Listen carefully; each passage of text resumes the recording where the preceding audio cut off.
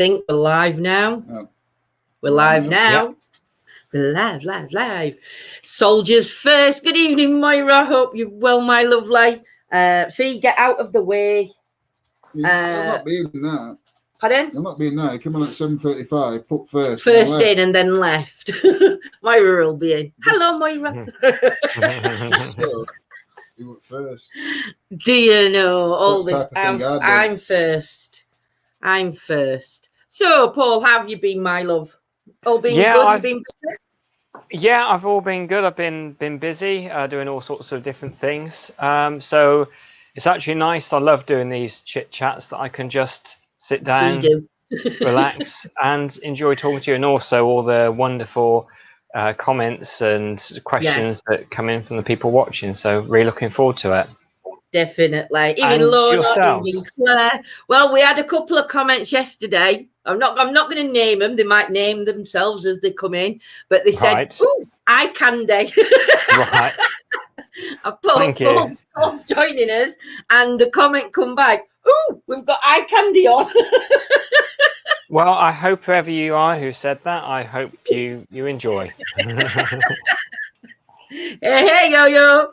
Evening, Anne. I've been looking forward to this tonight, says Lorna. Bless Amazing, you, Lorna, my you. lovely. So have we, because we absolutely love having Paul on. Thank you. Because he's such a genuine, nice person. And yeah, it's just brilliant having Paul joining us. So yeah, and he's welcome anytime. Thank you. So, we are going to be talking a little bit on past regression. I think we're going to bring a bit of paranormal talk in here. Sounds fun.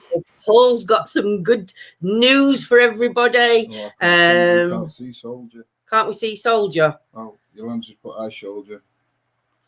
Oh, unless she's talking. She's about to, is there, look. So, yes, were you repeating my thoughts, Lindsay? Says Yolanda. I was repeating your thoughts out loud, Yolanda. So, yes. But, yeah, Paul's going to let us know something good that's coming up that we'll all want to take part in. I know I definitely will be. Evening, Jules, Sharon. She's put, hi, Lindsay, John, and eye candy, Paul. Thank you. You're too kind. Hey, dear. Have you heard much about Eam, Paul, before we start? Yes. More on that? Well, I messaged Maria Wheatley, and she's definitely interested. I'm going to be having an email conversation with her this week. Probably we're thinking of early September that we'll be doing it, so that gives time to advertise. Nothing was really arranged beforehand because COVID and everything went it. Yeah, even the youth hostel in Eam, which is where we'll be staying, they weren't quite sure what was happening, so I make recontact with them. It just given enough time for people to get themselves ready. I assume for most people weekends would work better, but please let me know. Yeah, definitely. And another interesting aspect would be, I also explain what would be happening for those that are coming in. What's this all about? Some people, probably most people know, but some people might not know what it's about. But would be afterwards to write in the comments whether you'd like to have it for one night or 2 nights. So if it was 2 nights, it would be that we would come back, because there's food at the youth hostel. There's a bar as well. I'm not encouraging people to get drunk or anything like that, but to sit down and relax and have a chat about everything that's happened, or just sort of leave afterwards. So it'd be one night. Obviously, good that to sit back and have a chat afterwards. I think that'd be really interesting. Probably is on YouTube. Is it Mods and Me? It is Soldier. That's it on YouTube. Even Joanne, Lorna. We're keeping an eye on you. Yeah, I mean, we've got one coming up in September ourselves, haven't we? As long as we're free of COVID, obviously. Yes. And free from lockdowns. The one at Ashbourne. We actually did the tickets not last year before, didn't we? Last year. It was for 2020. Yeah, no, but we'd organised it the year before, hadn't we? But because of everything, it's been put off. So we've got that one coming up. I think that's round about, I don't know if it's round about 10th. I'll check dates because I don't want it to clash with yours. Well, we're just, we'll liaise that. But yeah, so let's get cracking on tonight's subject. So I know a couple of us in our members group, we've been having a few talks and everything. Oh, thanks, Soldier, my lovely. We've been having a few talks about past life, what happens after we die, and we've all got our own like theories on it. What's your theory, Paul? If I can get my phone, which I've just turned off now, would be brilliant. And it is a quote given to me by my mum by one of the detective books she reads. And I've completely forgotten the name of the book now. And you know, I was thinking when it comes out, I'll be able to just pull this out of the bag. But I've only just heard of it. But it goes that the trouble is that there's this character in it who's like a scientist, and he has like a theory. And one of the characters says, Lord Peter Wimsey, that's the fellow. It's the like servant fellow to Lord Peter Wimsey. And he says the trouble is that the person has a theory. And then Lord Peter Wimsey said, why? What's wrong with that? He said, because he rejects anything that doesn't fit in with his theory. So I have ideas of what things could be, but I don't necessarily have like a specific theory about it, because I just keep an open mind, because there's always going to be something that's going to completely surprise me.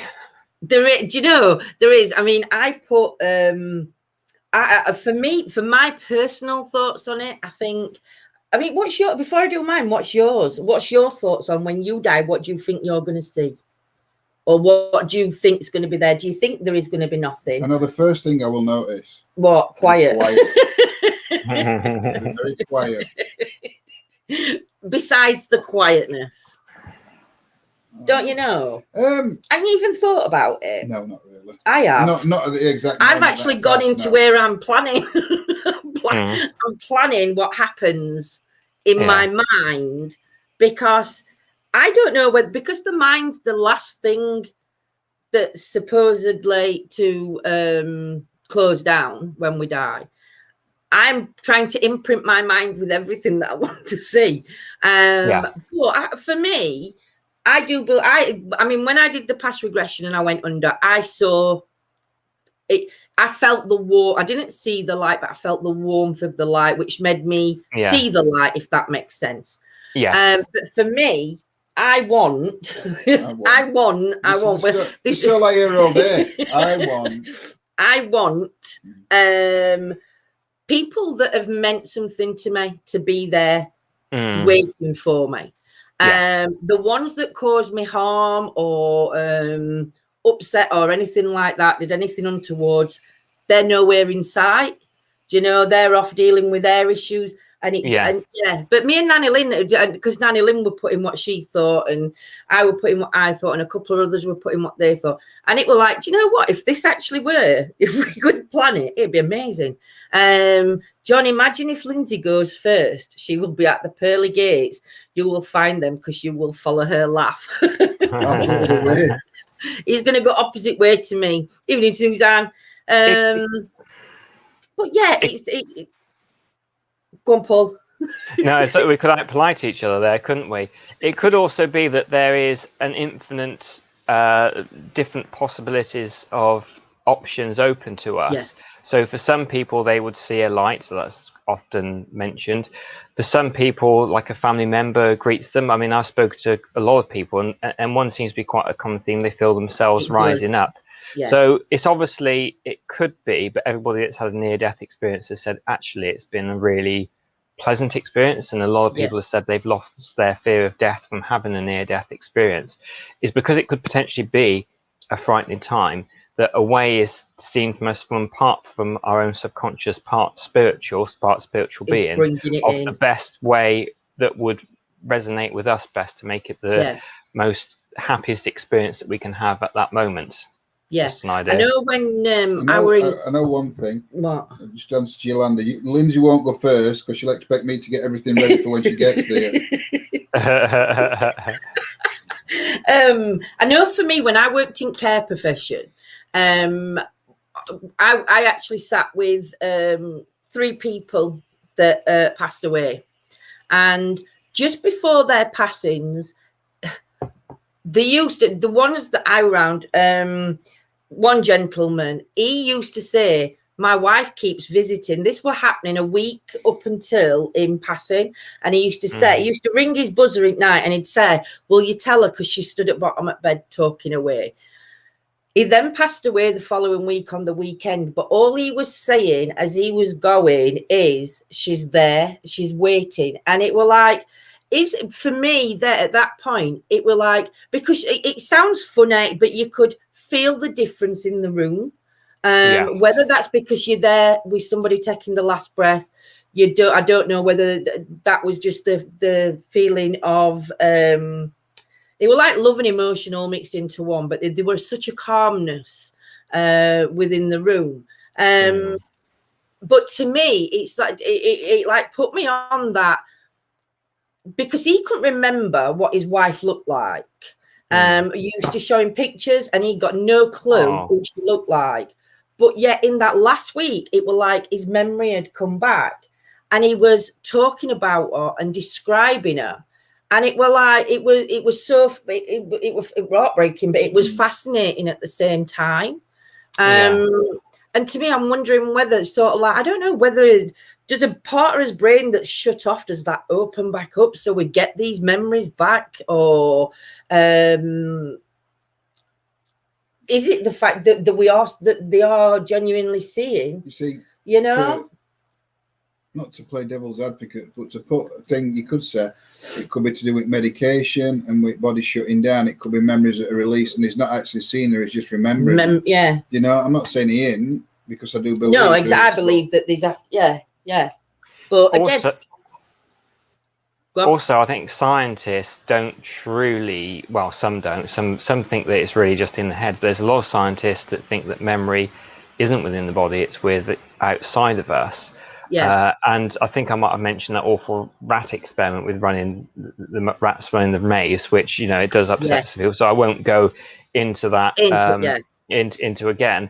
But that it's a little bit like the human brain can also be like a television transmitter, a television set, and sometimes you can like have damage done to the air or damage done to the TV, and the signal won't be picked up properly, but that signal's still there, and it could potentially be as you're passing over, getting towards that stage, it's bypassing. It's no longer really the brain; it's just coming straight through to you because you're getting that moment for crossing over.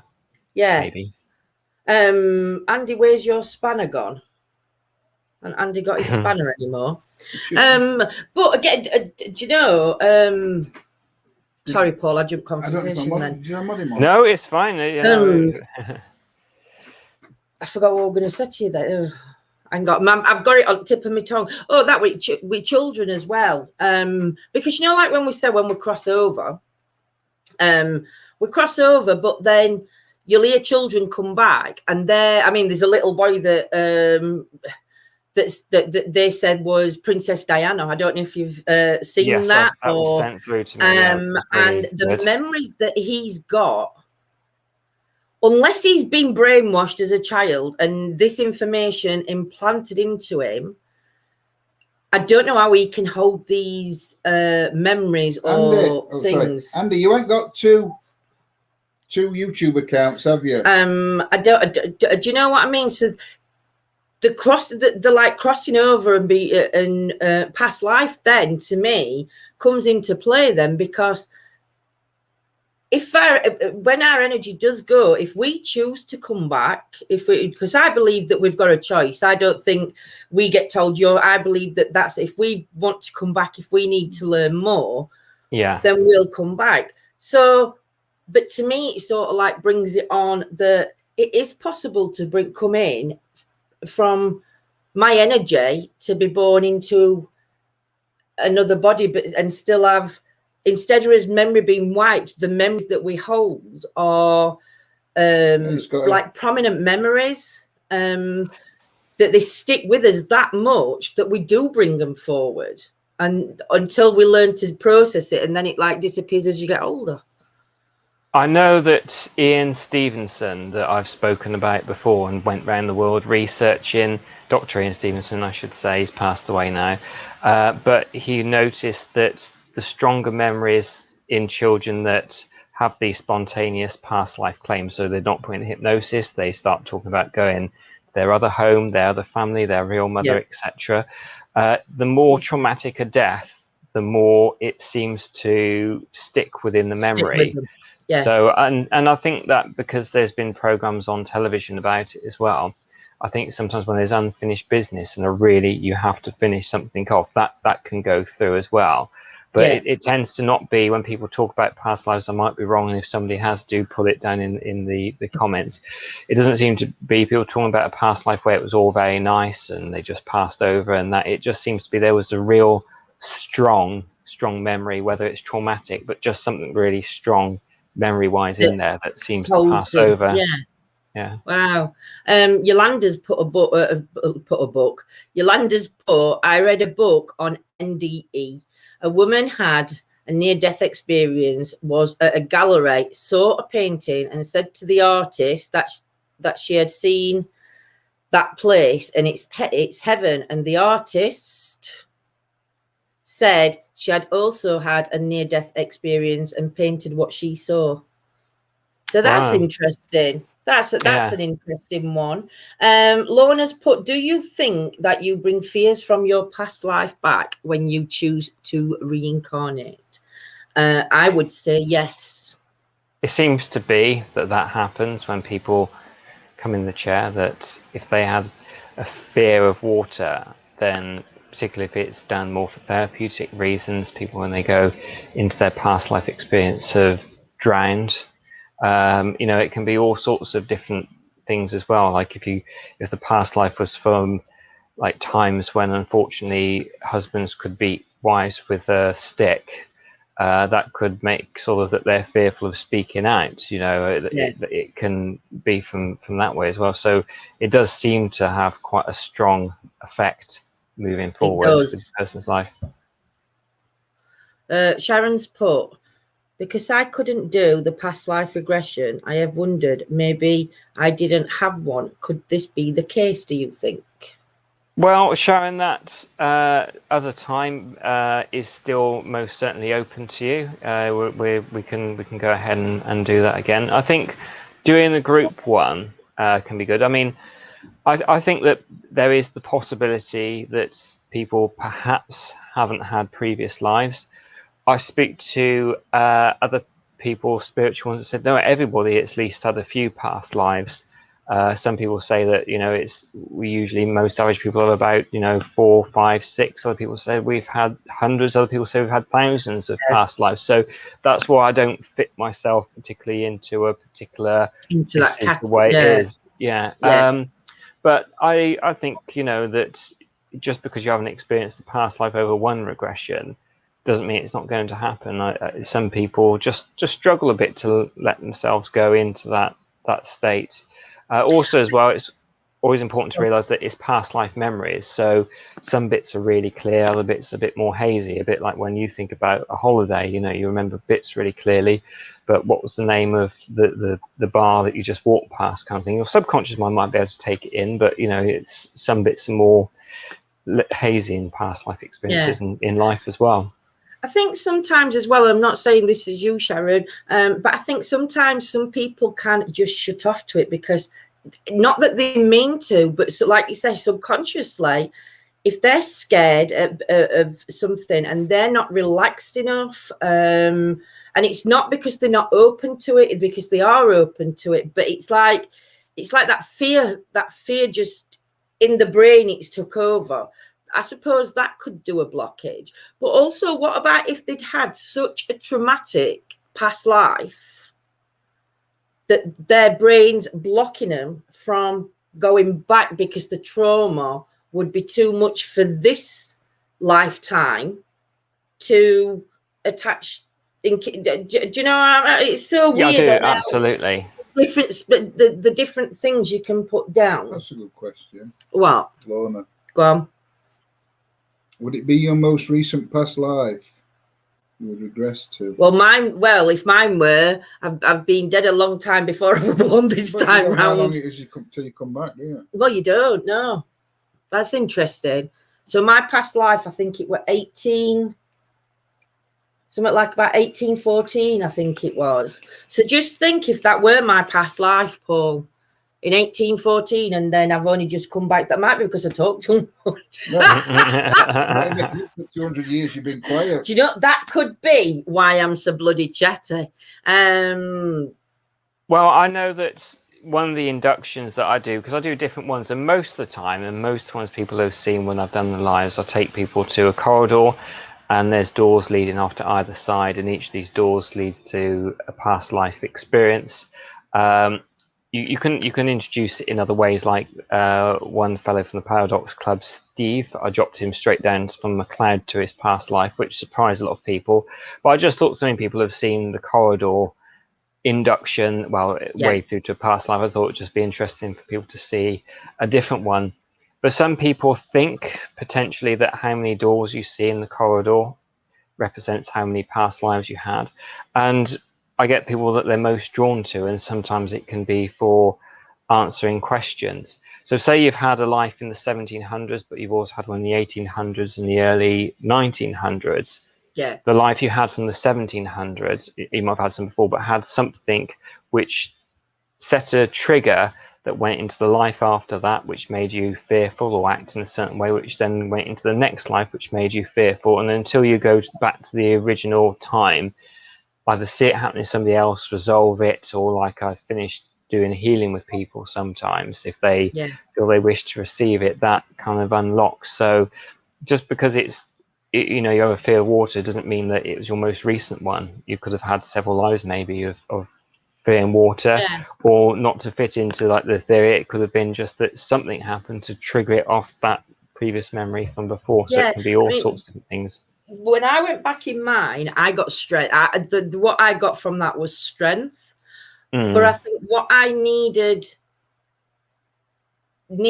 was that strength in this life, if that makes sense. Yes. And I think that's what that were just. That was my reminder to let me know that I were strong. You know, that strength is still there. But that's sort of like, that's where I sort of took that afterwards. You know, when you sit back and you think, why were I shown what I was shown, or why did I say? And when you've watched it and everything else, and it's sort of like, that's what I was looking at. What I needed, and for me, it was that I needed to make sure that I was strong enough to go through what we're going through, or what. Do you know what I mean? And it's like, absolutely, it's really eye-opening when you start looking back and thinking, right, well, what did that actually mean? And then referencing it in your life now. It's really interesting if you can find that connection. I can't remember what you said yours were. Probably to divorce me. Live a celibate life. Oh dear. We'll have to all go back and watch both of yours and see what you said. Yeah, we will. Hypnosis then. Let's get on the subject of it. I've always meant to go back and like research mine, but you never have time.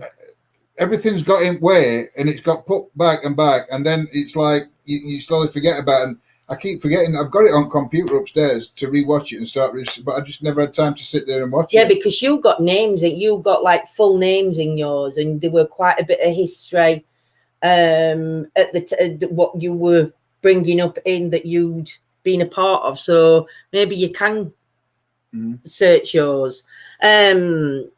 Yeah. So how does hypnosis work then, Paul? Well, hypnosis is going into a deep, relaxed state, and it comes for meaning sleep, if you go back into, so the god of sleep in mythology. And basically, you have your normal waking consciousness now, which is beta. Then you go down to alpha, which is just slightly slower waves, which is usually when people meditate or in like a light hypnosis trance. You then go down to your theta waves. That can be quite a deep. In that sort of state, you wouldn't usually kind of be able to be woken very well. You might just be shaken to be awake. And then your delta waves, the deepest form of sleep, the deepest form of hypnosis. And even when you're going down in those waves to about alpha, you're up to 200 times more suggestible, but 200 times more suggestible to the suggestions you feel comfortable and happy to take on board. So it's not like what you've seen where somebody is hypnotized to do an assassination. They then get up from their chair at a certain time and go off and assassinate somebody. And if that was the case, that somebody wanted to do it, you probably could just say, you know, just pull him out of the way for me. And they would do anyway. You would need absolutely no hypnosis. Milton Erickson sort of did experiments and tried to see if he could lightly get people to do things that were against their moral code. And he found that it was impossible. For anybody to actually that didn't have that, you know, that if they really couldn't do it inside, they wouldn't be able to do it. So hypnosis is relaxing, and if you're 200 more times suggestible, you say stuff in a very positive way. Most of the times I'm always stating that things in the positive, so you know, you'll feel comfortable, you'll feel calm. If you're going to sort of say in the hypnosis, because there's the idea that don't knock those words that dropped out from the subconscious mind. So this is not going to bother you, you know, the subconscious mind, this is going to bother you. So you have to be sort of cautious the way you say things. So they relax down, and when people go into this hypnotic state, they just feel relaxed, and their brainwaves will be slower if you hook them up and everything like that. They're 200 times more suggestible. But I think people just have this, I'm going to go into a zombie type state, I'm going to let out all my darkest secrets. You know, that's just not going to happen, and I wouldn't be asking anyway. But even if I did ask you. Did you ever see that program that we called Back in the Room? Back in the Room. I don't think I did. It were and it were a game show, and it was Schofield. So is that all fixed then? Is it possible to like hypnotize somebody and say to them, every time somebody says a word to you, you're going to drop what you've got in your hand? Is that possible to suggest to somebody to do? Or every time there's a certain word, you're going to bark like a dog or something like that? Well, the people that go on those sorts of show, like the game show Back in the Room, people that stick their hand up to go and be part of a stage hypnosis show are very extrovert type people. They will be the life and the soul of the party. So they'll be do something like that anyway. They stick a lampshade on their head. But people do feel different under hypnosis. I've seen some very bizarre things happen because I've done a stage hypnosis course, and I learned some good things for the hypnotherapy as well. It's the same person who taught me classic hypnosis, Dr. Raymond Roberts. But you can get people to, if they're comfortable, they're happy to go along with certain suggestions, they certainly will do. You can certainly produce what's called a negative hallucination, which means something isn't there. Now, we've all gone in to have negative hallucinations anyway, without going to hypnosis, but you know, we pop in and out these brain waves throughout the day anyway. But for example, have you ever had your mobile phone or something on the table and you're looking all over the table and you just cannot see your mobile phone, your glasses or something like that, and then you go back to it and afterwards you think to yourself, oh, actually, here my phone is the entire time. So you're all the time. You're inducing those sorts of states. And you can get people to in hypnosis to not see certain things. So you like you don't see that stool there. And the Raymond always said to me, you can tell the people that are faking that they can't see it, because even the stage hypnosis shows some suggestions get taken on by the subconscious mind, other ones really won't be taken on by the mind, and they'll just not work. And that's the kind of way it works. And people that are on the stage are usually pretty suggestible anyway, but they said if they're faking it, they will walk and hit the stool, and you know, if that's what's in the way, and go, oh, what's going on? I can't see it, but I hit something. If they're not faking it, they will go and walk to me. So go walk to me, but something will happen in their subconscious mind that will be protecting them, and they will go round the store. So even though they don't see it, they will still know it's there, and will go round it.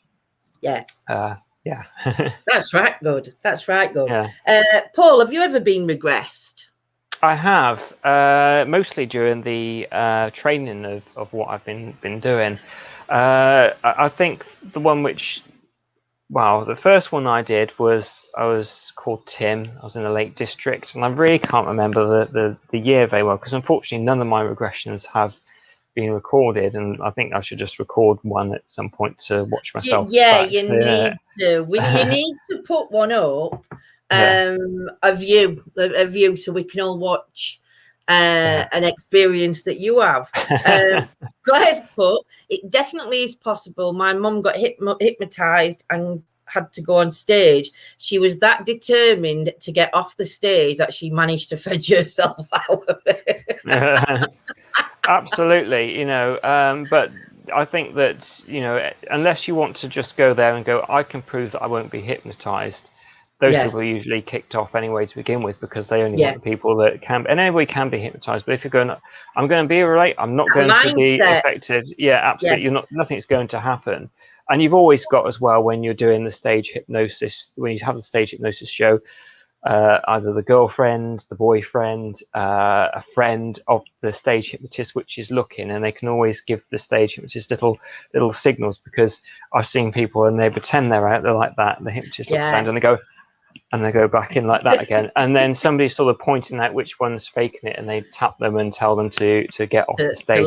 But they need help to do it, don't they? Because obviously doing something like that on stage, there is a lot of people that would just want to embarrass the person who the hypnotist is, if to say, haha, I weren't doing it anyway. So you can understand why they need some help. Paul, what got you into the field that you work in? Well, I've always been interested in hypnosis and hypnotherapy.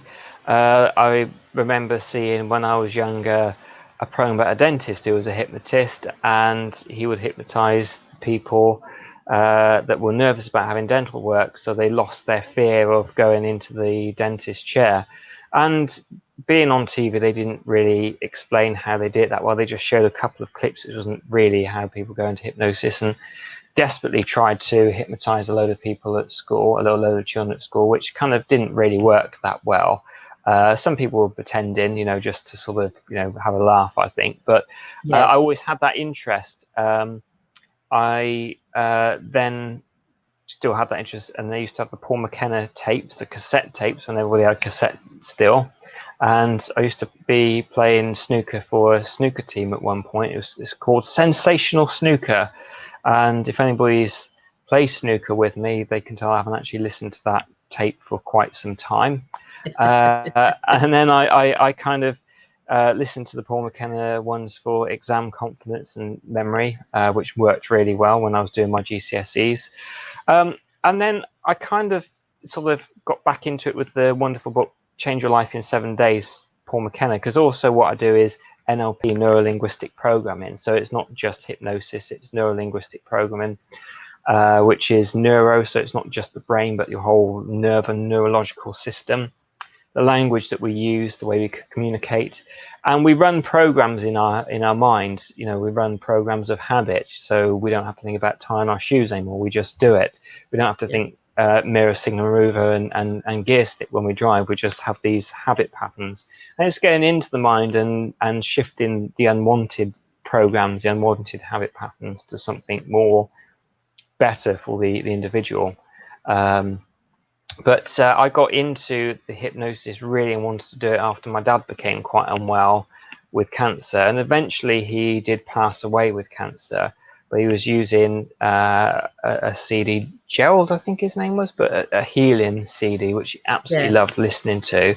And I could just see the joy, and I always had that interest in hypnosis. I could see that joy that my dad had listening to it. And I thought, you know, this is what I really wanted to do, because I used to be a nightclub DJ at one point, and I used to work in a music venue and lots of fun, but it was always happiness for a night rather than happiness that would, you know, can sort of go ahead and make lasting effects on people. And he did pass away eventually, but he was getting, because he couldn't use his hands very well, and he was beginning to be able to re-sign his name, so a little bit of strength was coming back. He was going to do some journey work as well, Brandon Bay's journey work, but he passed away before that time. But, you know, we could just see a little bit of sign of him getting better, but unfortunately, because he was in bed, he couldn't get out. he got a blood clot which went to his lungs. But after he passed away, I kind of thought, I really want to do something which is going to really help people, because for my dad, he was very inspiring to me. Even when he was in hospital, having all these things done to him, he'd be so happy. And people would actually go into, like, the nurses would go in because they're having girlfriend, boyfriend trouble, and say that, just ask for advice and things, because he had that such light personality about him. And I thought, in those darkest days, with him being so well, if you could still have that light shining, that's really the work that I want to do. Yeah, exactly. I mean, that light that your dad had, wow, that was just like a magnetic light for me. There's certain people, I think, that you've got where they do have that light. There's only one thing that I disagree with. What? And Paul says we do things without thinking, like mirror signal maneuver. Lindsay's never done that. Right, okay. But yeah, I do believe, and I do think that there is people out there that do have that aura around them, like your dad, where people will just you can be sat in a room and the life story of somebody next to you, a complete stranger, will just come out, and they just must feel a comfort around you to be able to be that open about things, Yes, exactly. But you've definitely got it, Paul, because the things you do and the work you do for other people and the help that the situations that you can help people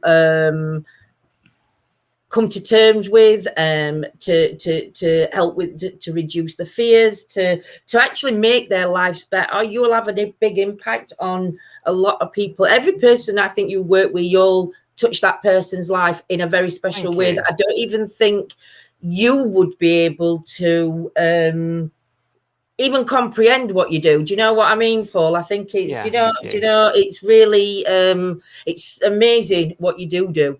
Can hypnosis help with health in the same way placebo pills does work? You've answered that one, Yolanda.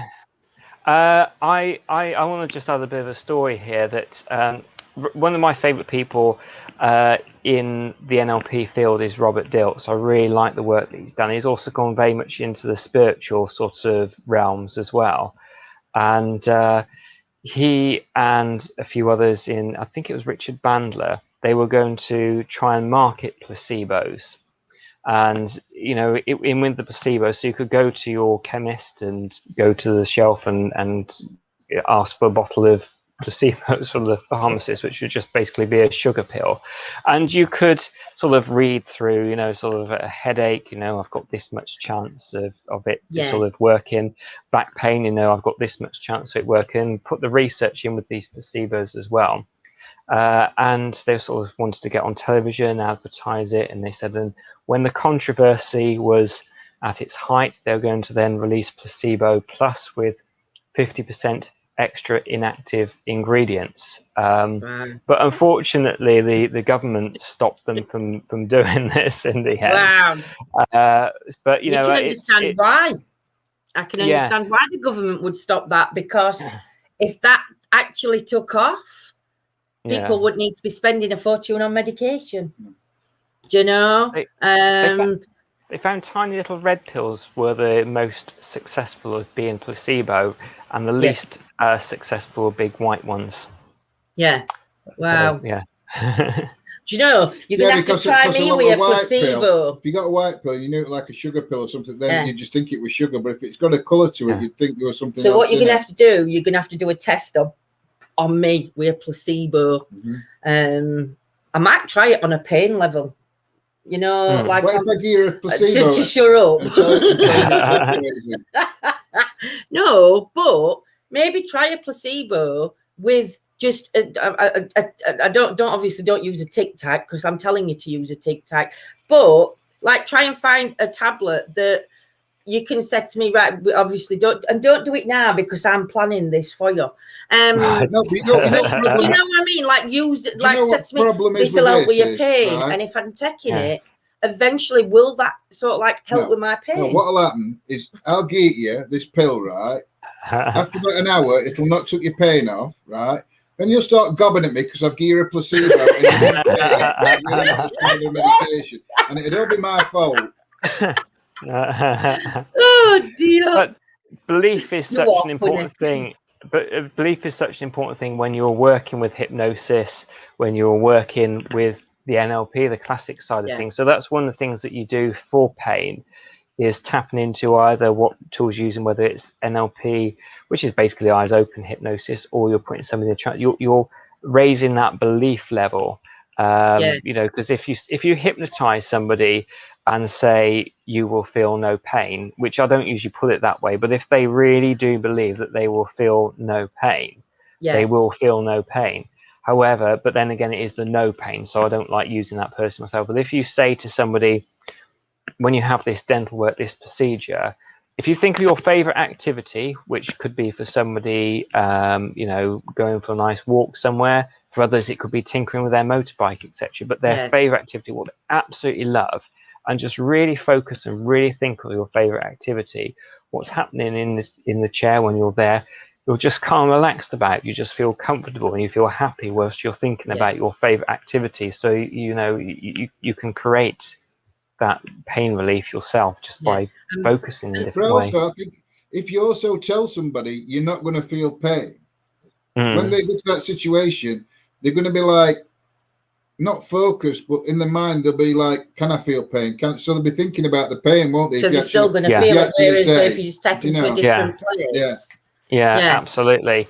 I mean, for very few people that work to say you'll feel the pain, they really, really won't. I mean, you can do all sorts of wonderful things. I used to have hay fever at one point, and occasionally I do get the odd sniffle, and it has to be like, funny enough, when Maria Weekly, who was doing the evening with, when she came and did some dowsing when I was working at the Isbourne, they were cutting the hayfield right next to me, and I was streaming that day.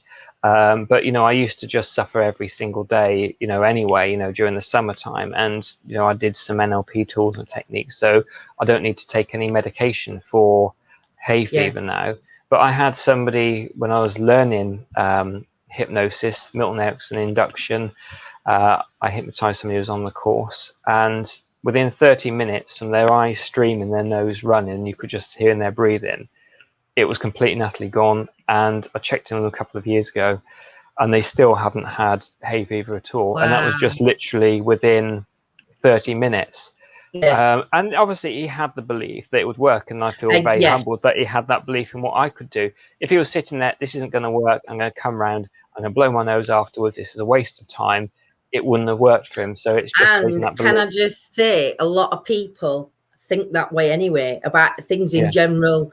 That is, unfortunately, that's part of the human downfall, is that too many people live in negativity without realizing they're living in negativity because of that self-belief.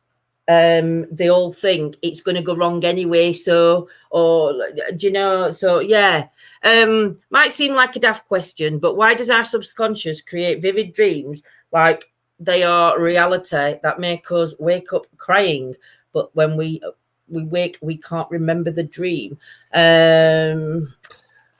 Well, scientists, I think, really don't know why we do it still. I think that the belief is that it's basically sorting through. It's probably like some sort of filing system and sorting through, coming to terms with stuff that's happened throughout the day. Everybody can dream. Everybody does dream. It's just we don't always remember the dreams. But I think that's really because the wonderful Lynn Sindri, Nanny Lynn, or the ghost lady, however you like to, some even refer to as Mummy Lynn, or Dream Witch is another one of her names. She's the expert on dreams and can interpret them really well. I know with dreams, we did the thing, and Nanny Lynn helped me. We were discussing it actually. It's in one, I think it's in members area, and it's under dreams, and people were putting the dreams in, and me and Nanny Lynn, we were like interpreting. I were doing what I thought, and Nanny Lynn were doing what she thought, and it was really interesting. On like, it's really similar to what you've just said. For me, for Gillian, if you're dreaming about something and you're waking up crying, to me, there's an emotional mess inside of you, and I don't mean to make that sound bad, but there's an emotional mess inside you that you're not getting out and dealing with. Yeah, I think. But the question is, I think she realizes that. But the question is, but if she's got to deal with something, why can't she remember the dream? Why is it? Because it's too. Because she's not ready to. Because I think your mind. Yeah. For me, then on that, I think the mind would be, there's too much to sort out. So it would be maybe sorting out one thing. But to me, and especially because I know Gillian, and obviously I've spoke to Gillian off Facebook in a private conversation. If this is happening to Gillian, I know this is because it's a build-up of things that have gone off within the last year for Gillian. Do you know what I mean? So it makes sense that it's because there's too much in it. She can't deal with it all, a mind, and I think that's why you'll wake up crying in dreams. But it's good. That's a brilliant question, Gillian. I dream about my mom and Nan such a lot. And again, I think for dreams, dreaming about loved ones and them visiting you in your dream, I do believe that that's a way that they can visitate you, come and see you. But also, again, your brain is a weird and wonderful place, and some of the things that you like, I can't remember what I did. I can't remember what my dad looked like, but if I ever dream, I remember my dad vivid in my dream, which is really a very weird thing, because now I could describe my dad and say he was tall, he got short hair, he got a longish face, but I couldn't but in my dream is there is, and it's like, so it's Jules, like that memory thing, isn't it? Could be vape with light. We've got lamp on in that corner. Oh, it's like it's vape coming through windows, Doug. That's all. If I do like a dream, if I do like my dream, I can change. If I don't like my dream, I can change it while I'm sleeping. I can even pause the dream, rewind it, change the element I don't like, and press play again. So can I, Claire? I don't know what lucid dreaming is called. It's some people, and I've had it a couple of times, where you become aware that you're dreaming, and when you become aware that you're dreaming, you can then control the dreams and change a nightmare into a triumph. You can actually get like what you get on airplanes, the masks that go over, that pick up when you're going into REM sleep, and as soon as you start going into REM sleep, it starts flashing these red dots. So it will go through. It's not red dots, it'll be white dots, but because your eyes are closed, it'll be seen as being red, and you'll be aware of those in the dream. You go, I'm dreaming, great, I'm going to the Caribbean, or whatever it's going to be, in your dream. Yeah, so it is. I can't do that, but what I can do is I can dream, wake up, go to Lucy, go back to bed, go back to sleep, and carry on the same dream. Yeah. But I can't. Do you know what I like, though? In fact, I don't like them, but I do think they're funny. When you're dreaming and you dream that your partner's cheated on you, and that next morning they come downstairs, and that dream's really real to me, and he comes downstairs and he'll say, do you want a coffee, love? And I'll go, no, I bloody don't. You did it. And he's like, I haven't done anything. What, you snapping? And I'll say, you cheated on me last night in your dream. Because it's that, the dreams are that real, aren't they? I mean, you've done it. You've had dreams with it being that real, and it's like, wow, Last one I had, I came down, I was singing and dancing. I came round the corner, and she was still sat there.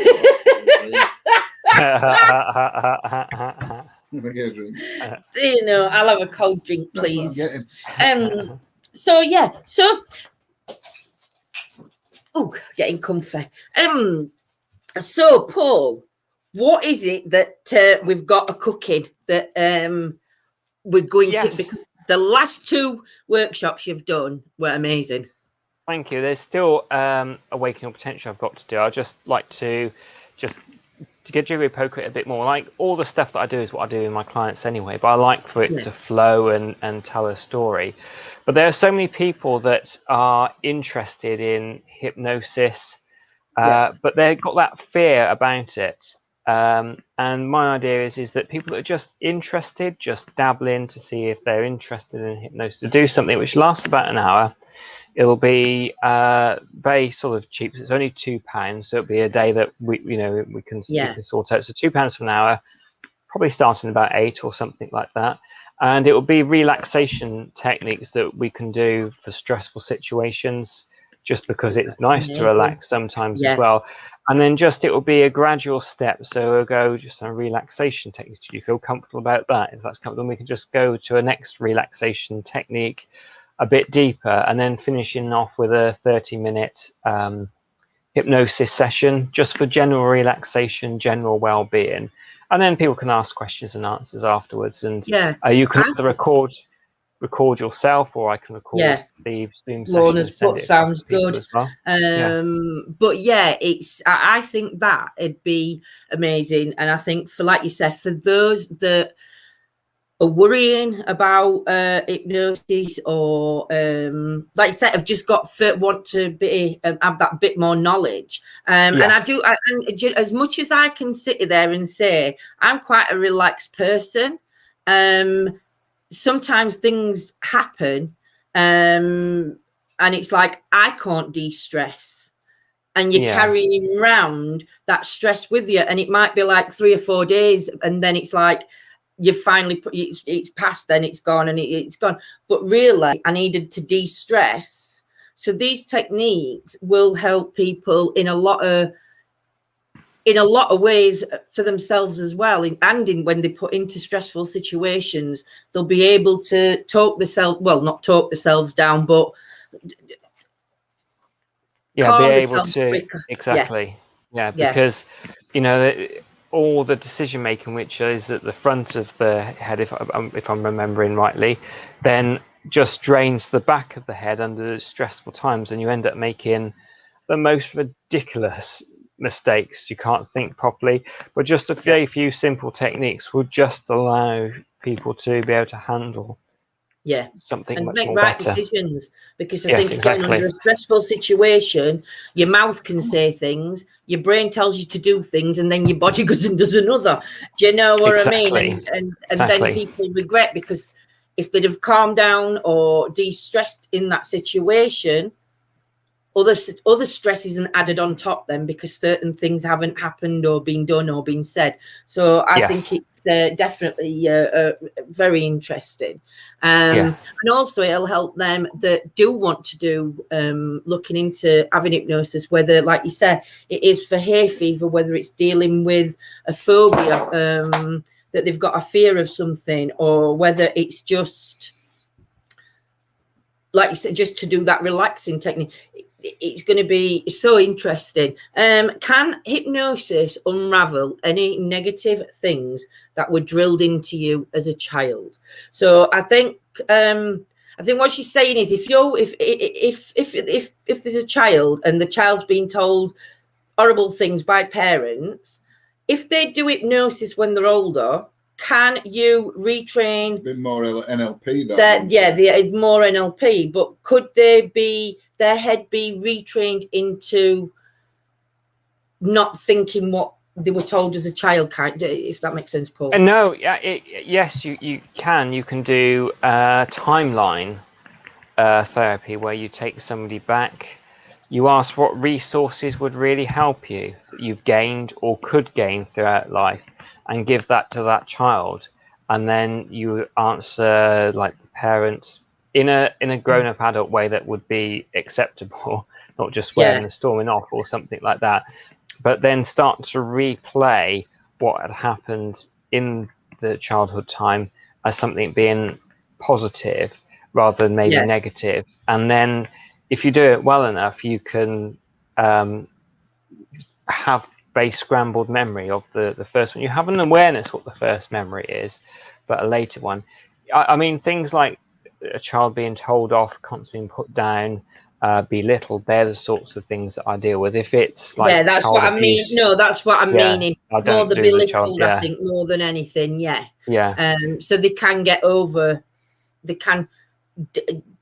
or traumatic thing that's happened to them. N.L.P. can help work with that then, can't it? But Go on.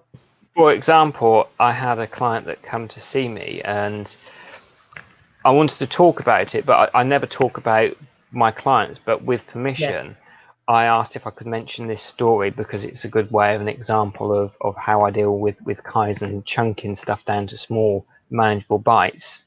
So I created another client that I saw in my mind. They're an artist. I saw them the way they were talking. So when I was talking about it, I could talk about it with conviction, talking about this person that came down. Now, if I think back to the original client, I really can't remember what they were like. I know I helped them, but I've just got this fake image in my mind, which has now become my reality because it's a story that I mentioned during my talks. I did for a while and probably will do again, business breakfast networking. I'll mention the story then. So the repetition, saying it over and over again, I created that different reality. Even though I know what happened, the false one is stronger.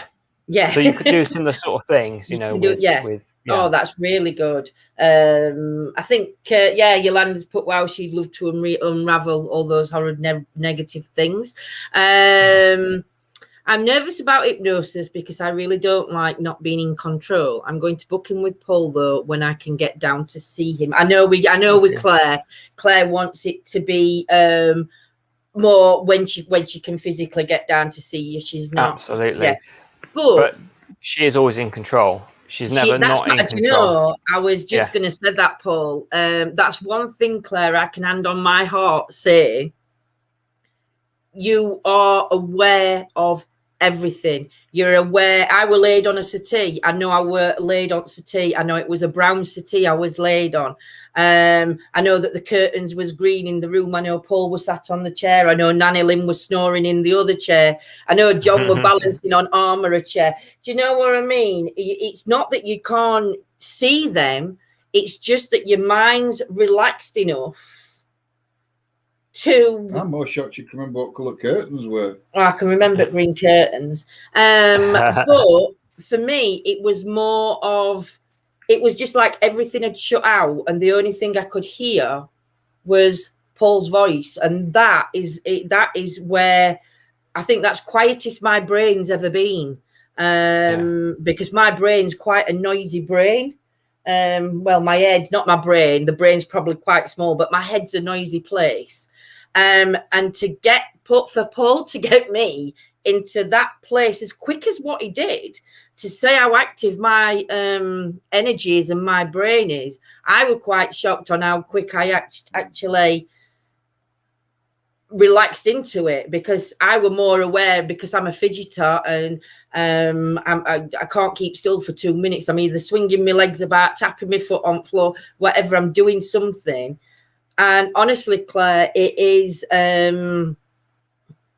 it's just don't be, I think a lot of people are scared of hypnosis because you've watched TV and you've watched films and you've watched people on a TV program where it's not even an hypnotist, they're in a film and they're pretending and they've got like the lady laid on the couch and or the gentleman laid on the couch or whatever, and it's like, you're gonna do this, and it's like these people get up and it's like they're zombies and they don't know, and it's nothing like that. But I think again, it's the it's what it's been portrayed in Hollywood again. Exactly.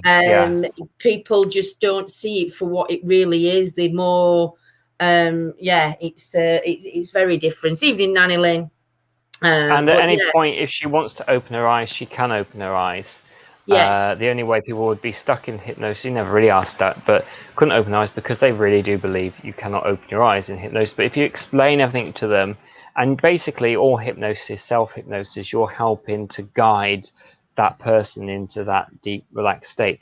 Even if you did the stage hypnosis, the ones where people are in trance in seconds, even that time, people are doing it to themselves. It's just the way you set it up, the way you talk to them, but they are creating that state themselves.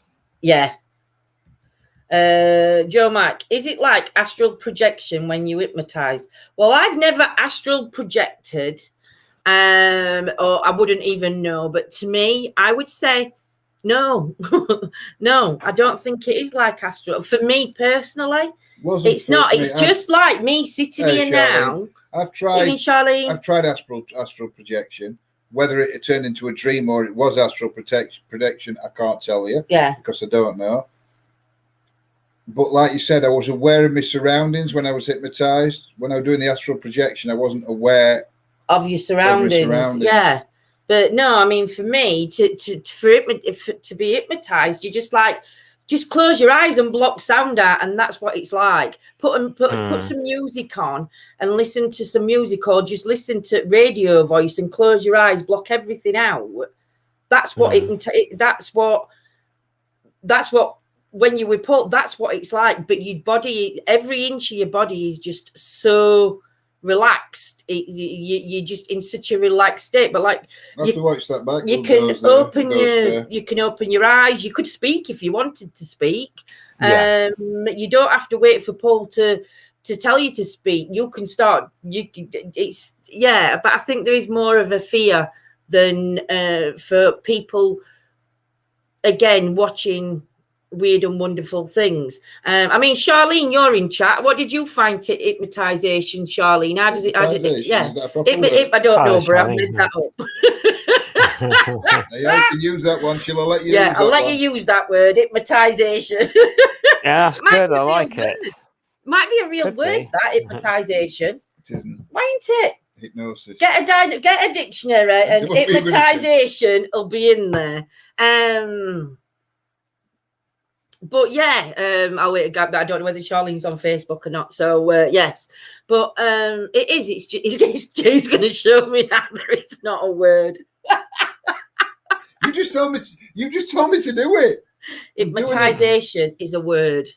It's in my vocabulary. So yeah. What other fears do people sometimes come to you, Paul, with? When it comes to think of more unusual ones, really. Most people, it's the usual things: heights. It's a word. It's a word. It's a word. Hypnotization. You can't even say it now. Yeah, that word. Definition of hypnotization. I can't say it. Hypnotization. I couldn't say it when I'm looking at the word. It was okay. Amy thought she was going to struggle, but Paul helped her beforehand. What was the question? I forgot. Sorry, what was it? About the fears that some people have. Oh gosh, yes. I mean, most people, it's kind of like water, heights, failure is another one that people have a big fear around. There was an unusual one which I had that I can't remember. But, frogs is more common than you would think. Fear of frogs. Yeah. It's not come to me, but I remember watching a program once where somebody had a fear of crumpets. Absolutely terrified of crumpets. And this lady came home from work, and somebody had got like packets and packets of crumpets and strewn them all over her driveway. And she was that frightened she had to phone the police up. She could barely say the word crumpets to them over the police, and they actually had to come and remove them. But it was actually taken very seriously because they knew how strong her fear of crumpets was. Yeah, they actually took it as, because it would be just like somebody was fearful of snakes and somebody sent a box of snakes. It's still the fear. It still has that fear, isn't it? Yeah, I mean, absolutely. I laugh at spider. I have worked with Paul a few times, says Debs. Yay. There you go, Debs. Hello, Debs. But I still feel sleepy, yo, but I'm okay. But yeah, it's like you said though. I laughed at. I'm scared of spiders. I've got a fear of spiders, but I'll laugh at John when he's trying to get a spider in a cup and it's running away from him. I will laugh at his fear. Really, I think I laugh at his fear because I'm that scared, not because I'm laughing. Well, I might be laughing at him, but if it was somebody else, I think sometimes it's more of a nervous laugh. But a fear is a fear, though. The only thing that makes me scream like a little girl is spiders. Yeah, I mean my niece, she does it. She toilet roll's an issue. She can't touch it. She can't. she can't go near it. She can't do. Yeah, do you know? It's what else is there? There's all sorts of things that people. There's some are fearful of food. See, I'm fearful. My worst fear is choking. That is my utmost fear, is choking. Which on the past life regression, it were actually my throat that got slit. Yes. So the choking sensation for me, that is a big no-no. I mean, my 15-year-old son was sat in back at car, and we were only driving to Norfolk, which is 4 hours. This is how bad my fear is that's passed on to others. I got some hard-boiled sweets. Bear in mind, they were in wrappers. And I said to him, do you want one? So I passed one to John. And before I did Michael A's, I put it in my mouth and I chomped the sweet. And then I passed it. It was in the wrapper. So it weren't like my saliva. It was in the wrapper. I passed him the sweet and he went, Mom, I'm 15. I know how to chomp a sweet. And I went, listen, you sat in back of the car, we're traveling, and I can't get you if you start choking. But if I have an hard-boiled sweet, I have to chomp. I can't sit and enjoy the flavour. I have to, and that is a real deep fear of mine. For kids choking, anything, it's like break it up into tiny bits. 10-year-old and I'm still cutting the fish fingers up into tiny bits. So they don't choke on food, but it's such a genuine fear, that of mine. It's I think that's got to be my worst one. So is your fear only spiders? Have you got any fears, Paul, or overcome any fears? I used to not like people looking at me through glass. That seems a really bizarre one. I mean, I will do. I guess one of my YouTube channel, I kind of have it set that, you know, it's people that I do rather than it being so myself. I just got over it in the end by literally forcing myself to look at people through the glass. If it was frosted glass, I was to find that even worse. But you know, it could be the potential past life that I'd still find. I mean, I don't want to force, like, so if it doesn't come up, it doesn't come up, but it could be I remember watching a film once about people escaping from like this because I used to be a projectionist at the Guildhall, escaping from this prison thing in Russia. It was a 1960s or 1970s film. I remember there was this little bit where they had like a hatch and just pulled it open, a face looked through. I just remember watching it going, oh, that gave me the shivers, that. So I don't know. I haven't had a past life I could say that is that, you know. Where that came from, I don't know. But it was a kind of, but, you know, I mean, I got over that. I guess I've still felt slightly uncomfortable by the age of 14, but I think I've really got over it by around sort of 15, something like that, you know. And it was more when I was really young that it was more evidence. But not really. I don't really have any particular fears of anything. I'm one of the most fearful people I think I know when it comes to certain things. A lot of things, actually, I can be quite fearful over. To say my personality's like it is, I am quite a fearful person. I'm not in the sense of like standing up for myself or anything like that. I must admit, but it's more when I was little, after watching Jaws, I didn't go to sea for a while. See, again, with me watching Jaws, I've never got into sea. My kids won't go in the sea because I've told them that the fish and the sharks will eat them. From growing up as babies, they could not go any deeper than the legs. Obviously, when they go out into the sea, they do go in the sea, but they're petrified in the sea because they're looking round them all the time. Because I'm saying, sharks go to Cornwall, put flip-flops on, don't go in the sea. We know why. Because there's these fish that can sting you, and the fear is, again, I portray that onto kids, they'll portray it onto their kids. My fears are more like, I don't know even how to put it, but Andy, Google says it's a proper word. Yeah, it does. It's when you said that, Paul, I got pain in my wrists about glasses. But when you said that, Paul, I got a pain in my wrist about glass. Wow. Wow. Who was that? I'm trying to see the comments. Joe Max put that one. Yeah, interesting. Yeah, I'll tell you what I did used to have a fear of. I was saying no to people. And that was really quite like, even when I was doing this work that I was doing. And it's, you know, when you do N.L.P, when you do hypnosis, I think you have to really work on yourself. And that saying no to people was something that I always kept sweeping under the carpet. I used to work on everything else, but I felt so uncomfortable with saying no to people that in the end it caused such a huge problem for me. I literally built myself a house of cards.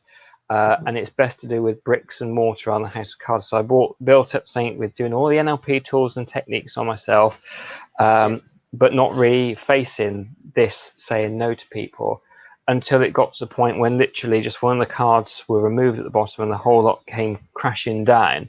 Then I had to kind of build myself back up from the beginning. But, you know, I think it's one of the best things, and it was horrendous at the time, that happened to me, because it really made me think I have to do something about that. So I think that if there's anything you ever feel uncomfortable with doing, that really is where you have to go to. Like the old story, I don't know if I mentioned to you before, but there was a guy who kept looking for his car keys under a lamp, and they were going around trying to find these car keys. And they said, "Did you drop it here?" And he said, "No, around that dark alley, but I can't see there." So that's what we have to do. We have to kind of go into that dark area, and then start working on ourselves. Not that you repeat it over and over again, but when you know something's not working, something's not gelling, there is not to turn your back on it, to go, I'm going to face this. That's it. I'm going to stop now. Yeah, you've got to, What were you going to say? So I must admit, I'm frightened to say no to you. Oh, yeah. Sometimes... She says, "Can I?" And I go, "No." Without look.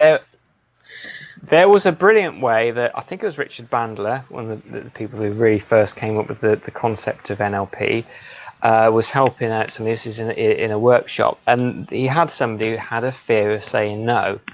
So he got this lady to basically just say no to loads of people about different things. That to ask questions, she had to say no. I can't do it. I just can't do it. No, I really can't do it. No, I can't do it. Then Richard Bandler said, "Do you know, for the last hour you've just been saying no to me?" So that he set up that old bind, and that helped to get her over it. Wow. That's like a real quicker psychology there going off, isn't it? That's so clever. Do you know? No, I can't do it. Well, you've just been saying no to me for an hour. Wow, And I bet but that must have helped change their mindset as well, though. Just something as little as that. How long do you think it can take people then, Paul, to overcome fears? Or does it just depend on the person? Does it? It can be so many different things, and sometimes I've had clients who I've just said something, and you just see a light go on. You think, "What have I said? What have I just said?" And what have I done? Tell me what I've done. Yeah, but you don't say it because you want their belief to be working still. But sometimes it can just be, you know. I mean, there was Tony Robbins who had a lady who said, "I'm just carrying a huge weight with me. It's like a real heavy bag of weights." And he said, "Why don't you just put the bag down then?" And it was just that simple. Sometimes it can be so simple it's laughable, and then it makes the power of so much difference to somebody, that makes the world so different for them. Do you know, I mean, obviously that mine weren't hypnosis, mine were a therapist, but the one that got me is obviously I had to deal with loss. I'd never dealt with the loss of my dad ever. I know I won't. And obviously there's other things that had gone off in life growing up, and there were things I'd never really emotionally dealt with. And when I started using scooter and everything, I went into what I hit rock bottom in the belief in myself, because obviously having to use these aids, and when I went life and soul at party, to go from somebody that were dancing round room, swinging herself round poles, singing karaoke and everything else, to being sat in, they were a big difference. And it's like you said, it just takes one person to say something. And I walked into this room, and I was that emotional when he first saw me. They weren't going to let me come out. Only with the fact that John were with me was why he actually let me come home. But the week after, when I went back in to see him, we were sat there, and he said, "Can you work with me?" He says, "I know I can work with you, but I need to know you can work with me. And I said yes straight away. It reminded me of my dad kind of thing in the way he looked with the chin and everything else. And the first words he said to me was, grow the F up. Out of his mouth, straight as a dice. No.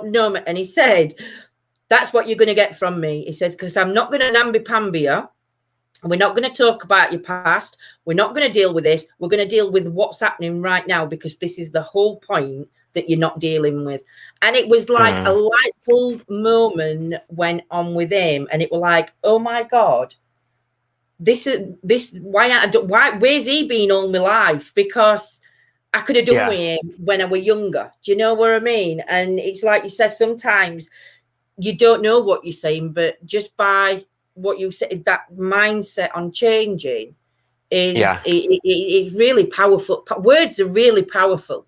Words are really powerful things, and they should be used in a good way, never in a bad way. Never in a bad way. Have you ever had anybody come to you, Paul, who has been, I don't know, bullied in a sense, where you've had to build them back up from like you said, from a place where, I know you can't talk about clients and anything else.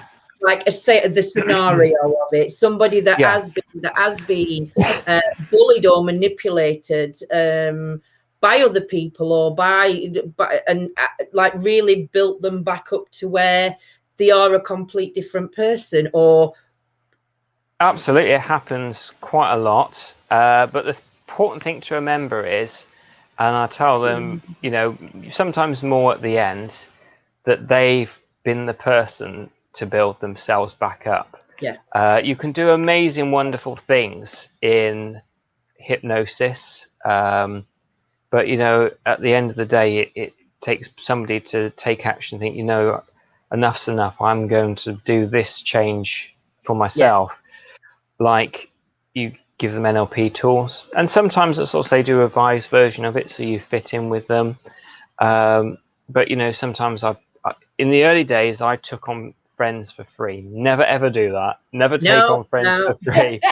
Unless it's, I mean, if somebody had a terminal illness and came to me and said, can you help me out, I wouldn't say, yeah, give me the money, then I'll help you. I would, you know, that's the times there's when certain things in that.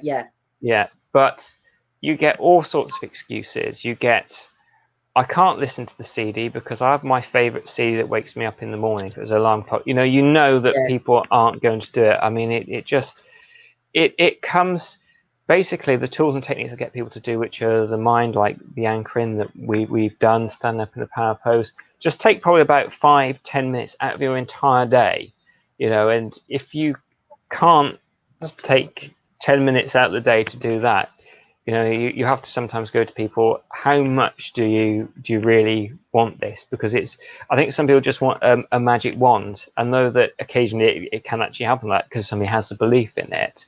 It just takes somebody just to put 10 minutes a day of effort in, and that's all I'm asking, 10 minutes a day of doing something. And it doesn't have to be a bulk of 10 minutes, it can be a minute here, a minute there, you know, 30 seconds here. And those that have done it have really built themselves back up. And myself, it's not. No, I didn't mean to take it off. I didn't realise. I know Lorna put a question up, Paul, and she said, have you ever regressed anybody that has done any horrific things in the past lives when it's come out? Yes. Horrific in the past lives? Yeah. I think that the people that come up with the horrific things are the most sweetest, kindest people. And I think spiritually they've got themselves so sorted out that they don't mind talking about that dark side they had, which is no longer them anymore. I find for a lot of people, including myself, that no, I can't go there, I wouldn't want to go there. So you would choose a life that you're better in. But you know, I've certainly I've had people, you know, that pirates, you know, that killed people, you know, for their liberty. And remember the Viking? Yes. Somebody was pillaging and raping in a previous life, you know, and you know, they in the previous life they were really in there. You know, some people a bit more like me, they're a bit more, this is what I'm getting, you know, this is, and some people it's like they become that person, they really have become that person. Yeah. But you know, this person is the most sweetest, most kindest person, you know, that you could meet, and got themselves very switched on. So yeah, that's my thoughts behind it. But you know, but you know, we've all got good and bad, whether we're doing it in this life or a previous life or in one to come. Do you know what I mean? There's John was a sailor. Viking, I was a sailor. I might have been a Viking in a past life, I don't know. You may have well been. It's not come out. Do you think with criminal, I know this is going a bit far-fetched, but you know, certain criminals, these that like keep going in, and I don't mean the serious offenders. I don't think I think help's gone for them on a level. But you know, these ones that like keep going in and doing petty crimes and stuff like that, and like doing something repetitive. Do you think that the hypnosis would work on some of them? All right, even on some ardent criminals, do you think that the brain could be worked on in a way where it could change their thoughts from what they think? Or do you think that that's part of them materialistic person thing? Do you know what I mean? Is that already in their code kind of thing? If you have to, and the trouble is, it's difficult to remember every single person, because I've seen so many talks now, amazing talks, it gets difficult. And I bet as soon as I finish this conversation, I'm going to remember his name. But there God. It's probably in here somewhere. There's a gentleman whose name I can't remember. He's written a book. He might have written several books, and he was a criminal. Kept doing those petty things.